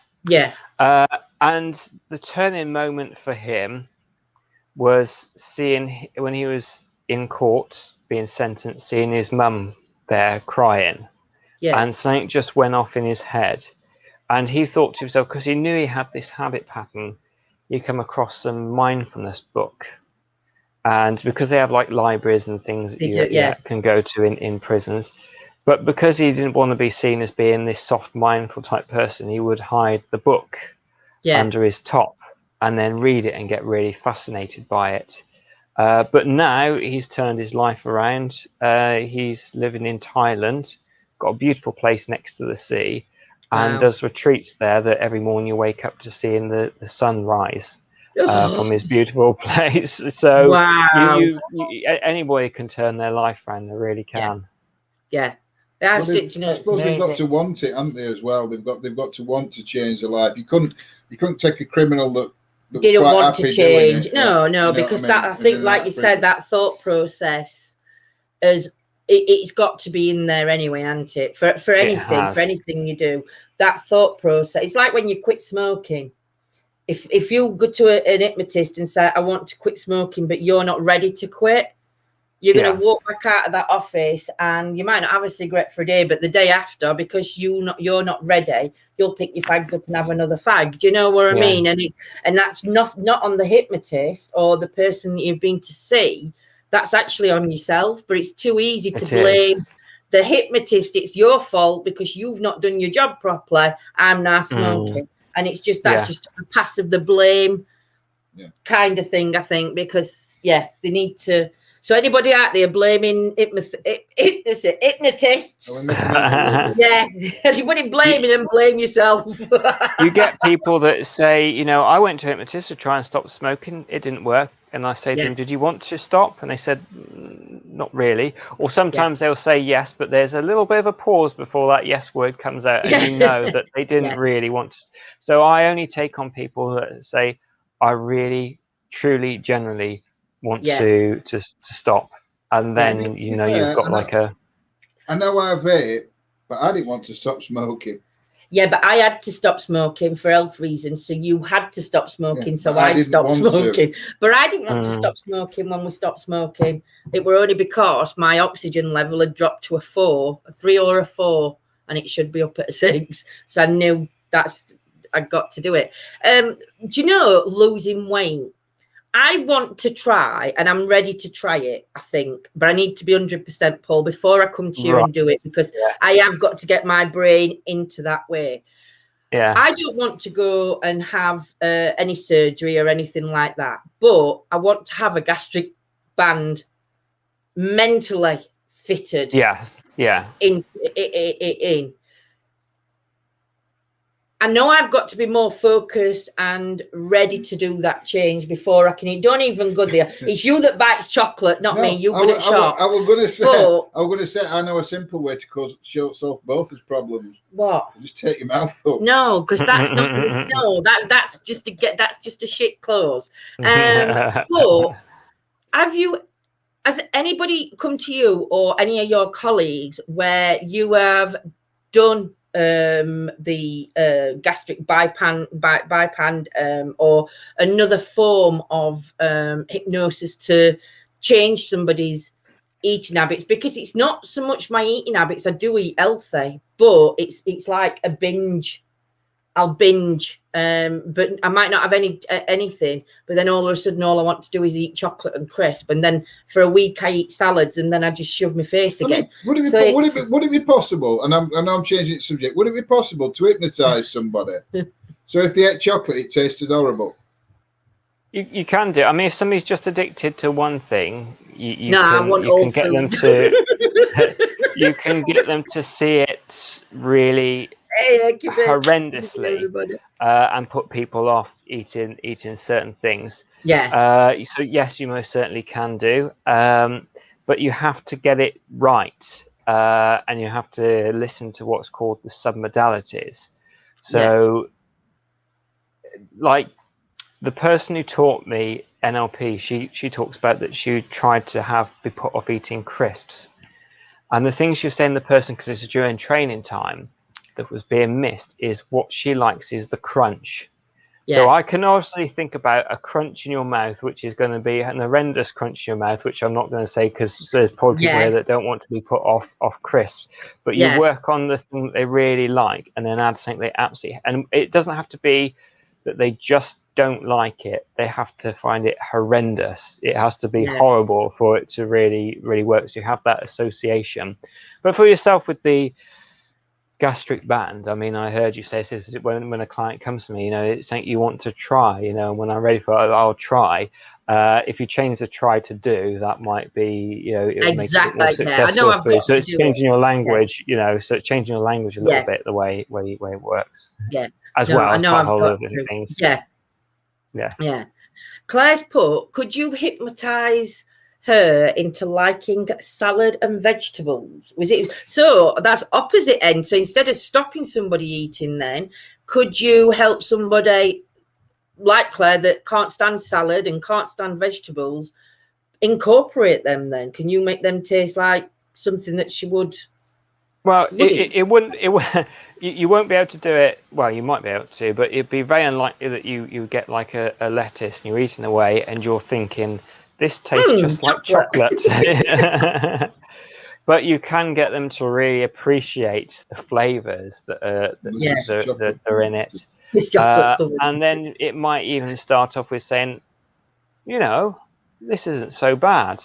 Do I like this? Do I not like this? For example, I love olives. That's one of the things which I absolutely love eating. I do. But the first time I ate one, I'm thinking, do I like this bit of weird? Do I like this? Let's have another. Do I like it? And I was never quite sure if I liked eating olives until I actually couldn't get enough of the thing. So I think that we all change. We all can sort of develop. The brain isn't hardwired as some people think that it is.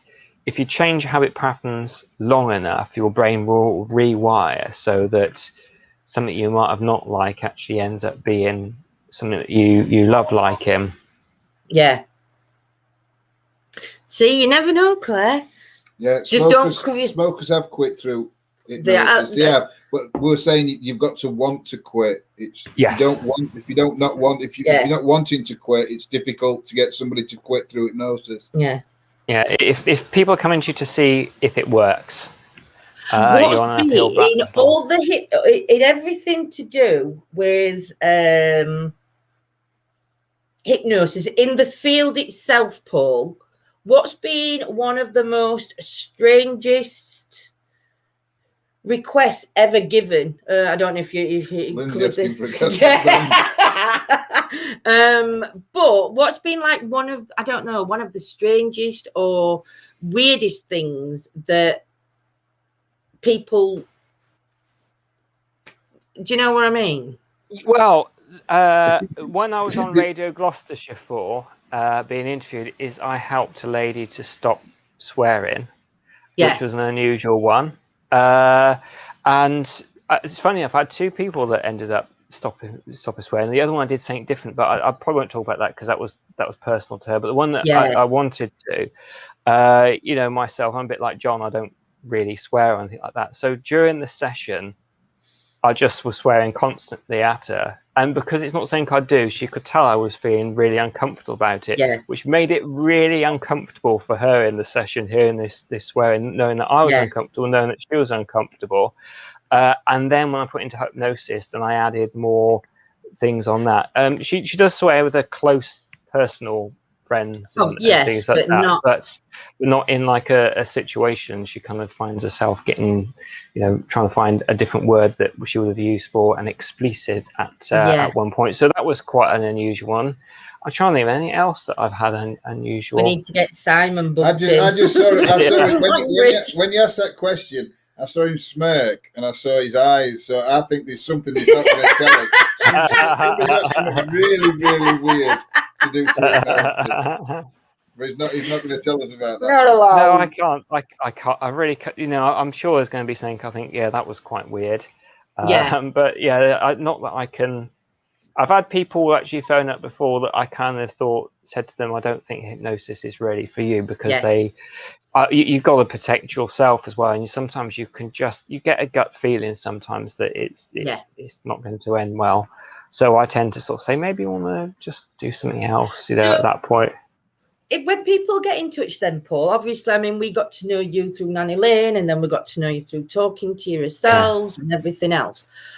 When clients do come, then do you have to have like an half an hour talk with them, an hour talk, like a consultation kind of thing before you even look at booking them in then? So then you know where you stand, they know do you know what I mean? Or is it just something that because you've been working in the field that you can actually judge that by sometimes just by how I like how, when I said I need to, and you said no, you need to change the need to I do that kind of, are you listening out for things like that in conversation? I don't know, do you know what I mean? But do you? I listen to it when we're talking about it now, and I listen to it when I've got a client. I'm not like somebody like a Darren Brown that could just look at you and work out what you're saying. There's just little things that you get taught, and you can pick up more of as well. You have to make sure you avoid saying certain things as well. But if I'm having a conversation, if I just met up with somebody in like a cafe, I just turn all that off. I don't think about that, because I think if you're sat there, one, you wouldn't be able to fully relax, and secondly, I think if people felt they were constantly being somehow read, I think that it would not be very comfortable for them. So I switch off from all that sort of thing. Can you do that, Paul? Is that part of like your N.L.P training, body language and things like that? So I don't know. I don't know. Is that something you can do? The body language? Yeah. The best person at doing body language I know is a former policeman who's now in hypnosis called Andy Workman. Wonderful friend. Check him out as well. Yeah. I have to see if I can get him on your show as well. If you'll have, you'll have, come on with him. That'd be brilliant. Next time you come on, see if he's free. Yeah, absolutely. Yeah, I'd love to, because he is a fascinating person. I tend to like to look at for comfort and discomfort. That's the best thing to look out for. There's certain things saying if you scratch the back of your neck, and it means you're doing one thing and another something else. But I think that it can be sort of rather dangerous if you just kind of think this is what this means every single time. You're looking for indications and things like there's Joe Navarro. He was a former FBI agent. He does all about body language now.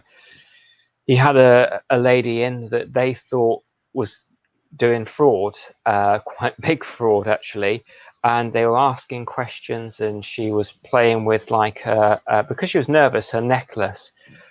And as it was getting on towards the hour, she was getting more and more, and then when it went over the hour, she was getting really kind of, and she thought she's going to confess now soon. And Joe Navarro said to her, is there anything you want to say to me, you know, at the moment? She said yes. And he thought, right, I've broken it through, she's now going to confess. And she said, I only had enough money for an hour on the parking meter. It's now gone over the hour. So she was actually, during the whole time, concerned about that. So you have to be careful what you're picking up on in the way of body language as well. But, you know, there's certain things as well. Like some people say, were you listening to the CD that I sent you? And they go, yes.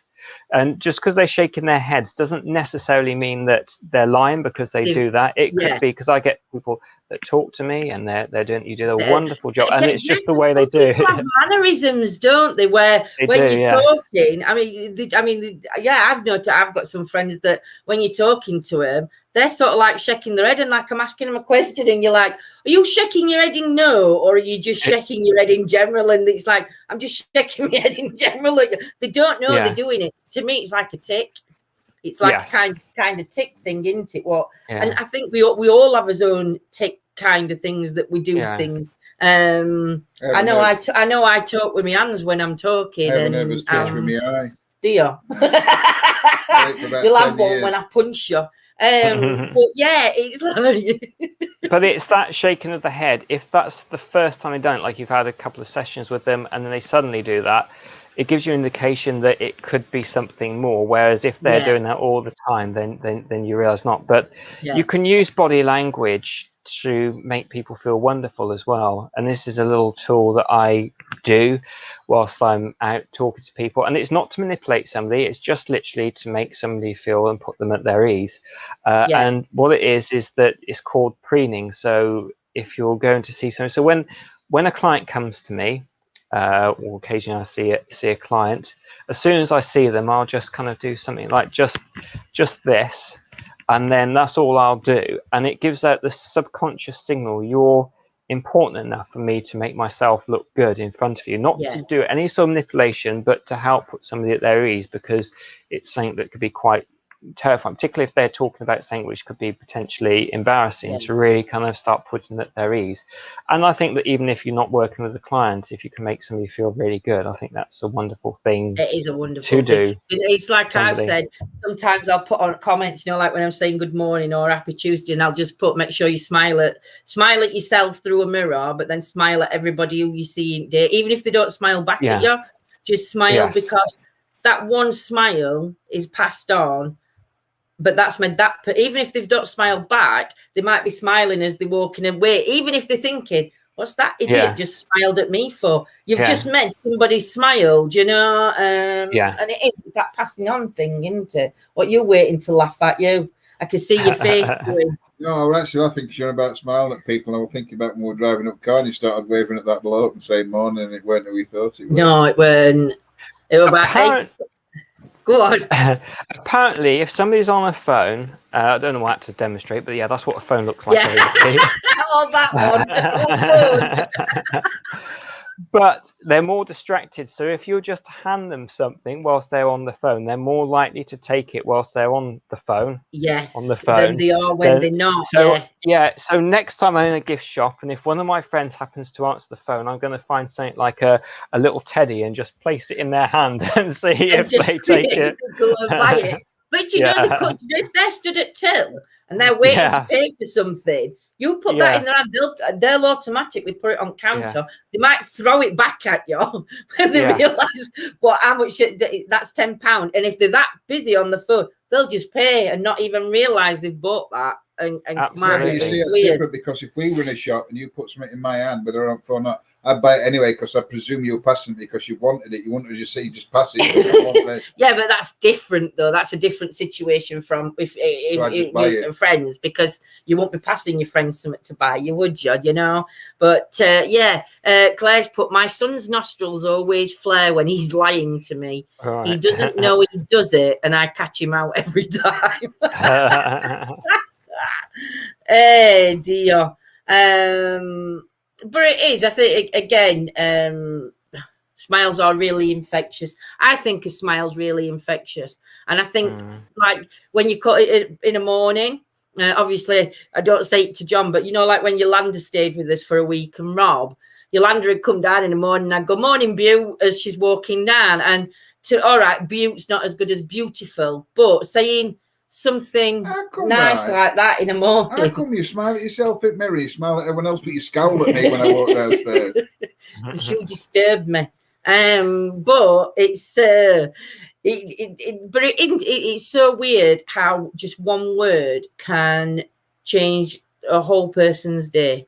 Like Absolutely. if you walked outside house and you looked at your neighbour and you went, no bed, your neighbour's going to have a bad day. If you walk out your house and go, morning, Doug, are you? Do you know, then they're going to be like, oh, and it's really true how people can have bad days. If we see that to our neighbours, they'd be like, what they up to? Yeah. But now it is. I think it's right good. I have always found London a friendly place. I some people say, oh, it's so unfriendly, people don't talk to you. Yeah. But I always find people smiling. If I smile at them, they smile back at me, or maybe they think he's smiling, I better smile back so he won't hurt me. Maybe that's what they're thinking or something. But I've always found it a really friendly place. But I remember somebody who lived in London for a while, and they said they went and would walk the same way to their tube every morning. They'd see a bloke walking the same way back. And he lived in the Forest of Dean, and he said, well, he's like, you know, you meet somebody like for the second time, your best friends kind of thing. So he just thought, well, I've seen him for a couple of weeks. I'm going to say, so, morning, how are you? And he said, this guy just looked at him like, what the hell are you doing? And said the next day, this guy was walking the opposite side of the road to him just to avoid him from saying hello. Yeah, I've never found it. I've always found London really, really friendly, just as everywhere else myself. So, yeah, so what other people think. If I fetch her a coffee before greeting her, I get in trouble because I stir the coffee too loudly. That's in the morning. That's in the morning. It's too loud. I'm sure he does it on purpose, and he thinks it's a dinner bell because that's what it sounds like in the kitchen when he's doing my coffee. In the I stir the coffee too loud. Oh no, it's like in hairdressers. These like customers come into hairdressers, and some customers can come in and they can be really rude. You know, like to Jordan and Jade and that. Especially if they've not been able to get booked in with their own hairdressers and they're doing their hair, and it's like, you know, and I mean, one woman used to come in, she just used to throw in, how they didn't pull her hair out is beyond me. They must have been, I'd have been sticking pins in her head while I was doing her hair because she was that rude to both of them, weren't she? And all they used to do was smile, just smile. You know, as soon as she started saying something, it'd be big smile on face. It'd be, morning, Mary, have you had a good weekend? And I'd be like, I want to punch your face in. Do you know what I mean? But it's how you deal with that kind of different things, isn't it? Dog somebody. And just dog stuff. The name's not Mary. I'm using Mary as a name. Might be, actually. I can't remember. But I think if you're grumpy back, it might, well, actually, maybe if you've got, you know, even it might make you feel better. But I find if you're grumpy back to somebody, it just make the rest of your day kind of spiral. So it doesn't just spoil theirs. I think it spoils yours, doesn't it? It does, yeah, absolutely. So, you know, I always find that, and sometimes it can be quite pleasant, you know, you've got a grumpy person, you're just being ultra polite. And doesn't it wind people up? Sometimes it makes them even more grumpy. So, you know, it's just like, I wonder how far I can... how far I can get. I love it when I know, you know, when people like you and when you're in company with them, you know you know whether they like you or whether they tolerate you. Certain people tolerate me, but they're with family. Do you know what I mean? So they have to tolerate me because they're with family. And I make a beeline for them directly, and I go up and I put my arms around them. They don't want me to, but I put my arms around them and I'll give them a kiss on cheek and I'll go, oh, how you doing? And I'll be in the face and, oh, have you bought that? And what you done? Just to get in because to me, it's like, I know you personally don't want to talk to me, so I'm going to put you in a spot where you're going to talk to me. Do you know? And all right, that might be that might not be nice actually, but well, I think it's spiritual. I'm making them speak to me, but yeah, to upset you. But I think that there's also, as well, because we were talking about hypnosis earlier, there's also you can get to the subconscious mind with a shock as well. Really? And it's great if you're in trouble at all. Milton Erickson, who I love Milton Erickson's work, but that's a lot of hypnosis that I follow and really enjoy. But he was somebody came up to him, an armed robber, this is in America, put a gun in his chest and kind of said something like, your money or your life, expecting either to freak out or to give money. But Milton Erickson calmly looked at them and said, it's 2:45. And then the guy was just in shock. He was just like, what do I do? And then, Milton Erickson just managed to walk away from him because, he put it into shock. And I remember this wasn't intentionally, but I managed to pay less for a taxi in London. And it was a complete accident. But I got to my destination and I was in a hurry getting there. And he said, right, that'll be £22.50. So I handed him a £20 note and said, make it 20 and keep the change. And he was just like looking at this note like it was going to change or something for a while. And I suddenly realized what I said. Oh, I'm so sorry. I just had my mind for this thing. He said, don't worry about it. We'll make it 20. And so I got out from that, So yeah, by giving a shock, it can scramble people's brains sometimes. And then you can throw a suggestion in there. It depends, doesn't it, on our different people. Like you said, some people are more open to, like, I don't know, a suggestion, whereas there's some people need that shock factor, that something that just is, like you said, not all brains work the same, do they? So there's different people respond differently. Paul, can you help rude people? Are you talking about me here, Joe? Can you help rude people, etc.? Then say someone who wants to change their behavior. If they want to change the behavior, yes. If it's just a rude person and you probably just wind them up, actually. I mean, you can throw certain things. You've got to make sure there's something called rapport when you have a client. If you kind of don't have that rapport, you're on a losing battle. So, sometimes you can say to people, what do you hope to gain by acting and doing like that? And it can open the way. But you have to get into rapport with somebody first. If they were grumpy and you said, what do you hope to gain by doing that? You're just going to fire them up. So you have to make sure you have to enter your client's model of the world, by really working out, thinking and feeling that you are them to help moving them forward, rather than what would I do if I was them? Because you're putting yourself in the client's shoes then, but as yourself, you have to really kind of think like your client to help get them out of where they are at the moment. I bet it can be difficult at times as well, trying to put yourself in their situations and try and work from, like you said, because people are different. So trying from having one client come in and then having another one come in after that you've got to be in such a relaxed state to be dealing with the different things that are coming in around you. So in chat, when Paul does the hypnosis, are we going to call it hypnosis workshop just for a short one? We could call it what is hypnosis? What is hypnosis workshop? That one. Who in chat would be interested? I mean, obviously I will be putting the post up and everything else. It'll all be done through, what is it called? Zoom, isn't it? Or through Zoom. It's all done through Zoom. You don't have to do anything. Paul just sends you the link for you to just click on when it starts. But how many people would be interested in doing that? come on, Claire, you've got to do it. I know you're nervous, but I think this will help you. And there'll be Anybody relaxation who's nervous- tools. There'll be relaxation tools to begin with. So it'll just be, the first part won't be hypnosis at all. It'll just be relaxing you. And, you know, you can just say, I'm going to stop there. You don't have to continue. Yes. Yeah. Yeah. Joe's in. Joe Mack's in. I think Claire will be in. Sam Harley Wilmore, she's your number one fan, by the way, Paul. Hello, Sam. Sam's put, how can anyone relax around Paul? Jules and Steve's in, Lorna's Claire's in. Which is crap at Lorna's in, but she's crap at Lorna. Don't worry, it took me ages the first time I went on Zoom to they had to delay workshop till Lindsay got They had to delay workshop till I could get on Zoom. I will be there from, if we start around 8 o'clock, I'll be there from 7:30 just to help people. Help everybody just logging on.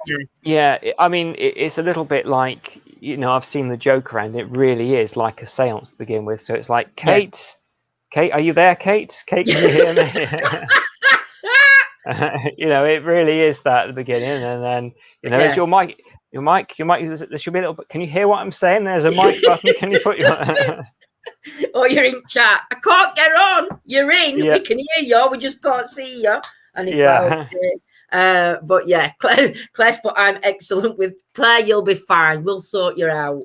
But yeah, this is, again, I bet at least we're going to get at the minute. They'll probably say 10. There's about 10 in here. And that's just on ours. You're not talking Charlene's and other people that you've worked with as well, getting it out to them. I think it's going to be an amazing night. I'm right looking forward to it. I'm interested. Yeah, you're going to do this one, are you then? I was busy. You got me doing other things. Yeah, do you know it makes me sound out, Paul, that I'm a right slave driver? I was doing ironing. Can't come on Zoom to you've done ironing. I'm like, what's on it? Yeah, we'll get it done. Do not. Stop telling people how I treat you off camera. You know, some people are going to believe that, you know. It's true. But yes, I think the hypnosis, learn to talk about hypnosis and that. I think it's going to be, I think it is going to be a great night. Paul, I don't know if you answered. Oh, I don't know. I forgot about that one, Sweets. Are you happy? I think I don't know whether you were on at the beginning, Joe, but she's put, Are you happy in your work? Yes, I love it. Yeah. Thank you. Can't you tell? Can't you tell, Joe? Can't you tell? Lorna believes. Well, we believed. Lorna, don't believe him. Paul is absolutely amazing at everything he does. He speaks from the heart and he's so comforting with his words. Oh, thank you, Sam. So, but I mean, it's lovely. Do you know, Paul, there's a lot of people out there that have got a lot of respect and a lot of love for you as well, Paul, because again, it's like you say, everybody who you've worked with who's come back on and spoke or have been on, or people that have just met you in general and not had any work with you, they all love you coming on. Do you know what I mean? They love it when we've got you coming on. They love it when you're on others and they're watching you on other lives that you do. And in fact, even your own lives that you might start, I don't know if you're going to start doing some lives yourself on YouTube talking about different things. Yeah. Do you know what I mean? I think you'll find that I think it'll go down a storm because there's so many questions that you want to ask. It's like you said, I've asked questions to you, but you know, when I come off, I'll be sat there saying to John, why didn't I ask that? And he'll say, and I'll say, well, you should have asked that question because your brain works that way, my brain don't. And I'll have a list of questions that I want to ask you. I should know what Lindsay wants to ask you, and I should ask you. This is my life. But it's like it is. It's just like you're just an exceptional person, Paul. You really are. Oh, nice. Thank you. I really appreciate it. Yes, no, you are definitely.